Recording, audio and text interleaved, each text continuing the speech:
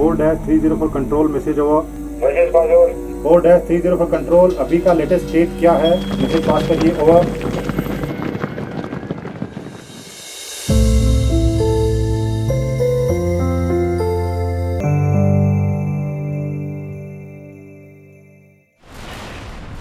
In nearly 50 conflict zones around the world, more than 1.5 billion people live under the threat of violence. In many of these places, the primary enforcers of order are not police officers or government soldiers, but the blue-helmeted troops of the United Nations. With more than 78,000 soldiers and 25,000 civilians across 14 countries, UN peacekeepers make up the second largest military force deployed abroad. India completes 70 successful years of its peacekeeping operations in 2020.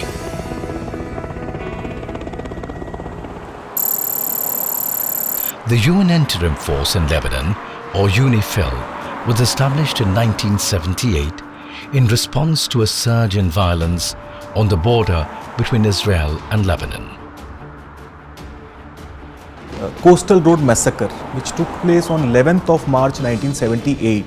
In response to this Coastal Road Massacre, Israel launched an armed invasion into Lebanon that was on the 14th of March 1978. India joined UNIFIL as a troop contributing country 20 years later in 1998. The area in which the INBAT is deployed is strategically important, it is sensitive and it is challenging. Strategically important because we are at the tri-junction of three countries, Israel, Lebanon and Syria. Sensitive because the blue line between the two countries, Israel and Lebanon, is not demarcated on the ground. And challenging because you must have seen the kind of terrain that we operate in, it is rugged and the climatic conditions are harsh.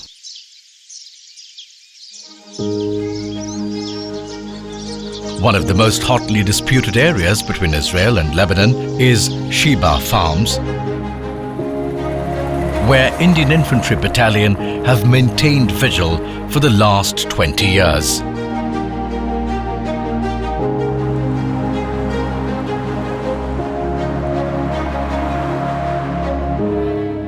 हमारी उम्दा तरीके काम करने का जज्बा, इन सब को देखते हुए हमें शिबा, जो कि सबसे इम्पोर्टेंट और सेंसिटिव लोकेशन है, यहाँ पे हमें डिप्लॉयमेंट किया गया है. This is a tri junction. Presently we are standing on Lebanese soil. Towards this side is Syria, towards our rear is Israel. The locals of Lebanon, they carried various demonstrations, be it political, be it religious, and they tried to cross over blue line, and it becomes a violation. Maybe there are armed hunters and shepherds. They generally cross blue line and go toward Israel side. So as per the UN mandate and resolution, we are supposed to carry out strict vigilance and monitoring of blue line so that no untoward incident takes place.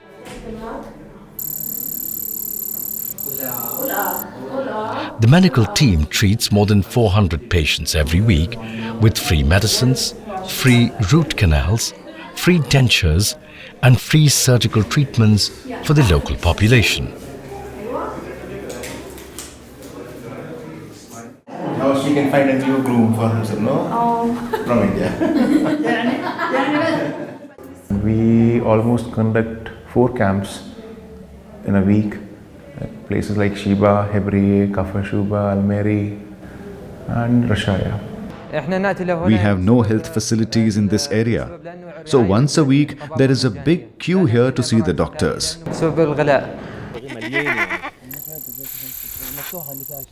And after completely draining it out, he needs to inject this inflammation in the hoofs. This support is not even provided by the Lebanese government, so you can imagine the benefits to the farmers.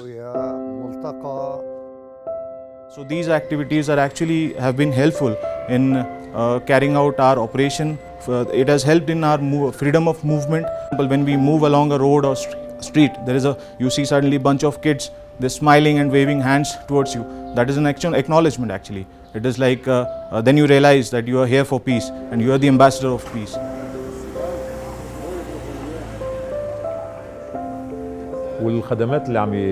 I also interact with other peacekeepers, but the Indians go out of their way.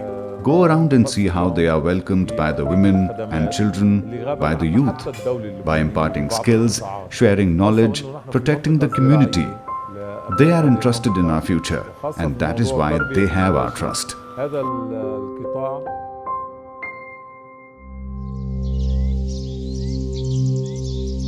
For the first time in Indian history, a company of Kazakhstan Army has been co-deployed with the Indian Army and placed under the commanding officer of the Indian battalion here in UNIFIL.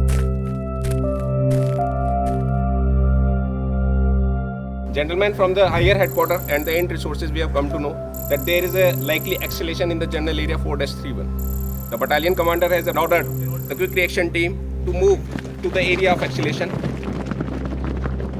In the case of Kazakhstan, what happened was they are unable to deploy in terms of large numbers because they are not yet attuned to UN practices and work methods. So, and the UN does not have space for less than battalion strength. So, as a matter of cooperation, we offered that they could work as part of our battalion. So, it was an offer which we extended to the Kazakh government. They accepted it. It's working very well. Mentoring by India in UNIFIL, but providing a new TCC today, the possibility to show of India and the sacrifice of India, because India brought Kazakhstan sacrificing some positions in its own unit. It's not just that I was not able to provide additional places. India took its own vacancies from its own unit and deployed Kazakhstan. That show the dimension of India in peacekeeping. A nation willing and able to do that for others. India has been at the forefront of peacekeeping right from 1950, when it supplied medical personnel and troops to the UN Repatriation Commission in Korea. Since then, India has participated in 71 missions and contributed more than 240,000 troops, the largest number from any country. Currently, India is deployed in 8 out of 13 peacekeeping missions that include Lebanon, Democratic Republic of Congo, South Sudan, Golan Heights, Israel and Syria, Middle East, Abyei, Western Sahara, and Cyprus. India is one of the first signatories to the Voluntary Compact on eliminating sexual exploitation and abuse. Since 2000, the Center for UN Peacekeeping in New Delhi has been training international contingents and building capacities for peacekeeping deployment. Since its inception in the year 2000, the center has trained more than 8,000 Indian peacekeepers and more than 1,500 foreign peacekeepers. India has been able to deliver mission-specific tactical skills, training on vehicles, maintenance, logistics, medical and engineer-specific skills. India has, if I'm correct, 6,400 peacekeepers today in service. India has been an example of commitment to the United Nations Charter, to the values of the UN, and with the sacrifice of their women and men to peacekeeping. India's long-standing service has not come without cost. Over 168 Indian peacekeepers have paid the ultimate price while serving with the United Nations, the highest number from any troop contributing country. Captain Gurbachan Singh Salaria is the only UN peacekeeper to receive the Paramveer Chakra, India's highest gallantry award, for laying down his life while fighting rebels in Congo in 1961.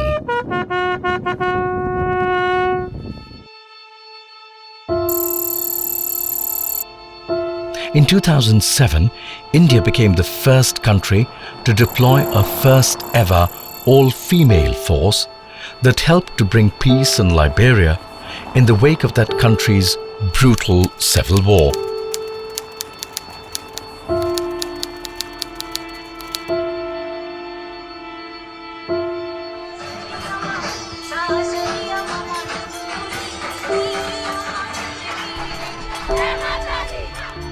I paid a visit to the mission twice, and I've seen the all-female Indian police units operating in doing their patrol and doing their protection of critical facilities. And it is an exemplary story that we can tell still until today. It's difficult, but at the same time, you have to keep on proving that being the female unit is no less than anybody else. For me, I have to say that it's better than the most. For the simple reason that I find women more disciplined and more job oriented. The contribution you have made to inspiring Liberian women, to impart in them the spirit of professionalism, to encourage them to join those entities, those operations that protect the nation. For that, we will always be grateful. As our security services now have 17% women, we owe that to you because it was not even 1% a few years ago.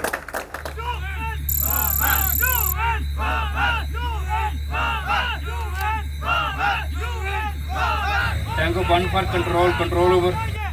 Control, pass your message over.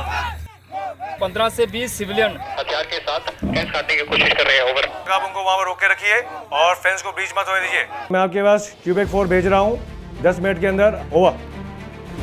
हमारा task tower 1 पे situation control करना। Axis of advance POC gate. Bloodshed and rebellion are nothing new for South Sudan. 5 years after gaining independence, South Sudan was gripped by an ethnic civil war that has killed an estimated 50,000 and displaced over 1.6 million people.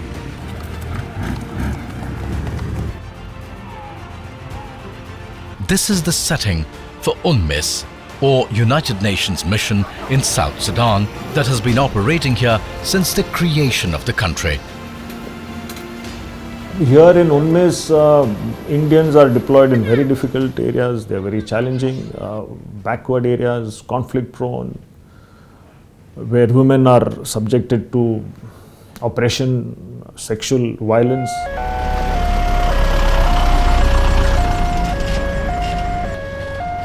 There is danger, yes. They operate basically in the greater Upper Nile area of South Sudan. 2, 3, up.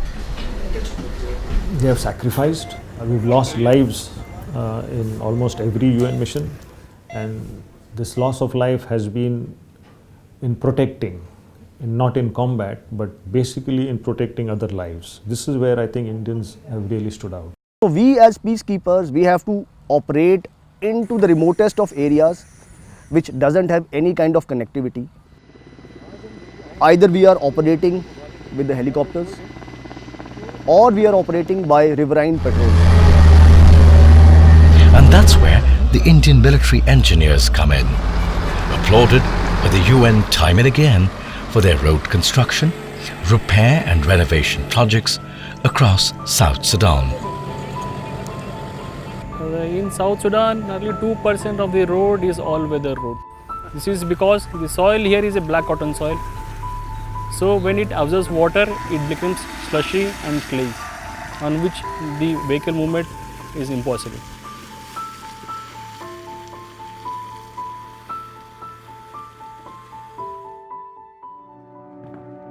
So they camp for weeks, sometimes months, in the deadliest locations and build roads stretching hundreds of kilometers, facing a daily threat to their lives.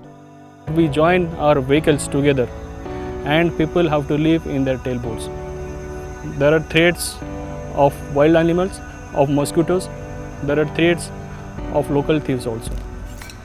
But still then, it's our job, it's our mandate, we do it to achieve our goal. Lieutenant Commander Jower, Patrol Commander. Sir, today's mission is from Benefu to Kodok. The distance from here is approximately 63 km, and depending upon the weather and visibility, we will take around 40 to 45 minutes to reach there.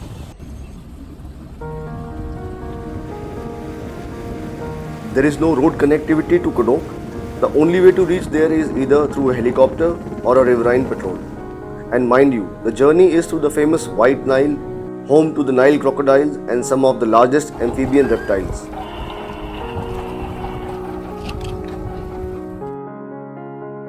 So during the crisis of 2017, that was a place from where once the crisis started and reached the town of Kodok, approximately 18 to 20,000 people flee from that area. The mission hierarchy decided that a UN footprint on the western banks will bring some security and normalcy to the area. And once people see the UN presence there, they might come back. So the Indians were entrusted to set up a temporary base on the western banks of Nile, and we did it in almost 90 days. Indian ingenuity, innovation and sacrifice are on display here in Kodok. Since it's a temporary base, a company of 120 peacekeepers live in tents. Though rainproof, they don't protect them from the mercury rising to 50 degrees Celsius. Approximately 3 to 4 snakes are being encountered every day. We have specially got from India anti-snake venom pan-Africa in case of an emergency to contain the situation till the time evacuation takes place. Since it is not connected by road, ration stocks come in helicopters once every 2 weeks. In case of non-availability of air assets, this gets delayed too. Keeping peace here. We have done few things for the people to improve their lifestyle, to improve connectivity between them.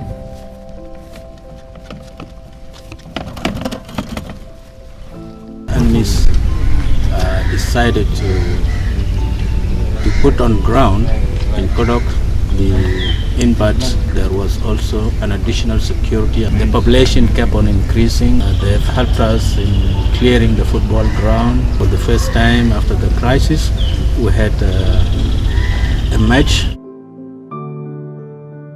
That is the hospital of Kodok town. It is run by an NGO called Kodak. They have around 60 beds and facilities are here, but they don't have the doctor. That's why Indian peacekeepers, they keep a doctor in our base so that in any case of emergency, we can help them.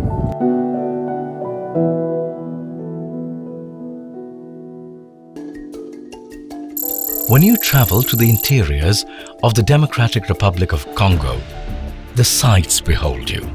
DRC is home to the second largest rainforest in the world.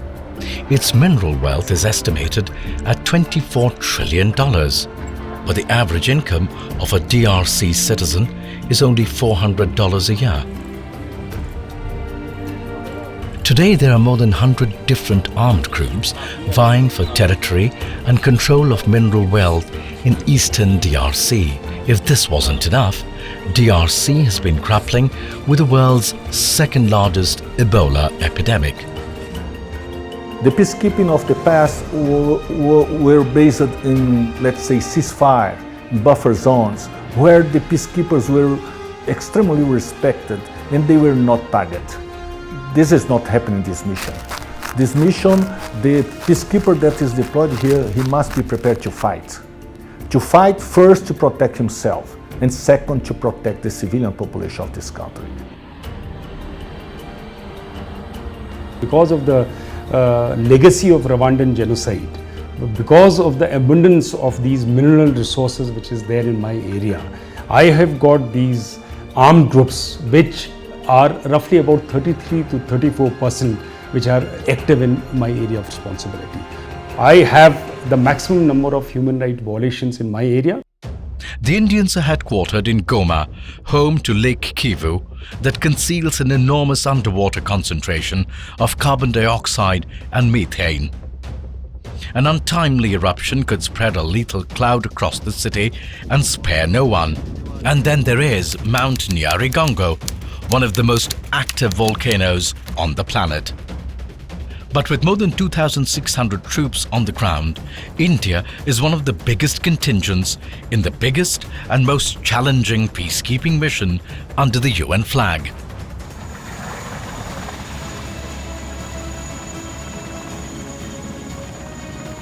Protection of civilians is top priority for MONUSCO, and that's why it launched the RDB, a Rapid Deployable Battalion, in 2017, where there is no military presence. We have to stay out in the open, close to built-up areas where civilians are present. The places are generally infested with the armed group cadres moving around in these areas. My name is Captain Tanvi, and we are going to be here for at least 13-14 months. We will be coming regularly. We will be interacting with them on a very regular basis. We had gone for a local protection committee meeting, and there was a woman who was a representative of a local women's body. For the last few months, they were suffering from a very sort of embarrassing also or humiliating problem. There was a bandit, a lone bandit, who used to force the women in area whenever they used to move out to collect water or go to their market points, to strip down and harass them in a very humiliating way. And it was really difficult for them to convey to the men who used to go out on patrol. They had no courage to tell either to the local police or to the local their family members or to anybody, but they confided that into these female soldiers. And once we came to know of this, we then approached the police, the PNC of this place, and thereafter that PNC people, they went there and they arrested, and that person presently is in jail. When the first time we were meeting with those women, they told us that they respect us for the job that we are doing, and we are doing a noble job. And my feeling on the other hand was that I was really inspired by women of this country in such a hard situation. They are actually running local bodies. They are still trying to collaborate, integrate, and sort of bring a movement. Here we try and live up to their hopes and give them an opportunity to air out their grievances through Urafiki meet, which in local language means friendship meet. We try to initiate these talks, and then we encourage people to tell their problems. Where we try to get all the important stakeholders of the society and the government. We give a platform to the civilians to express their grievances and concerns to them. It is during one of such Urafiki meets, few women brought up the issue of unemployment for women, especially during the non-harvesting season. We did some research on internet and came up with a simple yet effective way of generating revenue through a mushroom growing project. It was really amazing for me to see that from these natural things, the remains of maize, beans, corn, we can make mushroom. We used to work in the fields where there is kidnapping and sexual exploitation. So when we started earning more than $30 a month, it was unbelievable. Indian troops by nature are a people's army. And what a people's army and those who are involved in that is that they know how to reach out to people. It enables better safety and security of the people. It enables them to do their jobs better. So that's one critical skill of engaging with people that many other troops may not have. कैसे गाड़ी को रोकना है, कैसे driving सीखना है, क्या क्या इसके अंदर चीज़ें होती है, उसके बारे में आपको जानकारी दूंगा. Power steering system, power steering pump, और power steering rigid is here. And oil DP stick is here. DRC is a French country, The training is done in English, and most NGOs are English speakers. Now, when they come here to learn in English, the certificates which are given, when they go to present them to the NGOs which are speaking English, they like it very well and they are selected. And after 6 weeks, we start strengthening exercises. Después de 6 semanas comenzará. Ok, buenísimo. Me encantaría oler y jugar al voleibol. Okay, I would love to smell and play volleyball. Okay, I think you should be able to play volleyball. Who says language is a barrier to forge connections? India's Level 3 hospital in Goma's only state-of-the-art hospital in the city, capable of carrying out life and limb-saving surgeries. According to the mandate, they're supposed to treat UN staff only. But remember, these are Indians we're talking about. Saving lives, holding free cataract surgeries, going to the interiors to hold Ebola awareness camps, or adopting an orphanage. So, Ebola handshake. Okay. They are the real needy people. The lady, when she told me that, one of the thing which hurt her the most and which led her to opening this orphanage was, she says, I saw a child breastfeeding on a dead mother. She says that was the day I said, okay, I'll leave my profession as a teacher and do something for these children. If she can do that much, then for us, whatever we are doing is just a small contribution towards mankind.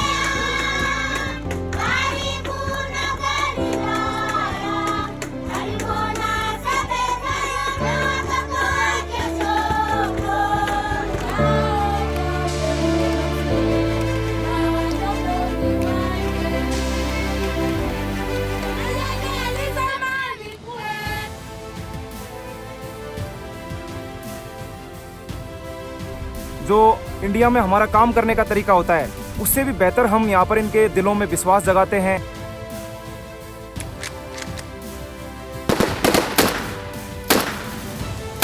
The training and the experience that they bring to this mission. Indian troops have a large heart, and that's what differentiates Indians from the others. Sometimes you move in some of our area of operation in different missions. You go somewhere and then you see that no one can live there, and then you found a detachment or an Indian company.